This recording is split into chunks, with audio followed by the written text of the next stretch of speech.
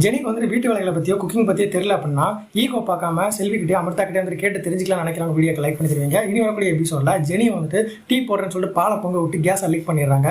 இதை கவனிச்சு அமிர்தா வந்துட்டு கதவெல்லாம் திறந்து விட்டு கேஸ் வந்துட்டு வெடிச்சிடாம பார்க்கறதுக்காக அவங்க ப்ரொடெக்ட் பண்ணுறாங்க. அமிர்தா வந்ததுக்கப்புறமா குழந்தைய பார்த்துக்கணும் அப்படின்னா என்கிட்ட முன்னவே நீங்கள் சொல்லியிருந்துருக்கலாம்ல, எதுக்கு இப்படி பண்ணீங்க அப்படின்னு சொல்லிட்டு 2 பேருக்குள்ள சண்டை வர ஆரம்பிக்க ஜெனியான எளியில வந்துட்டு அந்த இடத்துல பிரச்சனை வந்து சும்மா முடிச்சு வச்சிடறாங்க.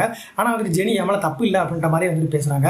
இன்னொரு பக்கம் வந்துட்டு பார்த்திங்க அப்படின்னா ராதிகாவோட அம்மா ராதிகா கிட்ட வந்துட்டு உன் லைஃப் வந்து நான் தான் கெடுத்துட்டேன் போல இருக்கு, மைய கூட வந்து நீ தனியாக இருந்துருவே அப்படின்னு நினச்சி தான் வந்துட்டு நான் கோபியை வந்துட்டு உனக்கு கல்யாணம் முடிக்கலாம்னு சொல்லிட்டு வற்புறுத்தினேன். ஆனால் வந்துட்டு இதுவே எவ்வளோ பெரிய பிரச்சனையாக முடியும் அப்படின்னு நான் எதிர்பார்க்கவே இல்லை.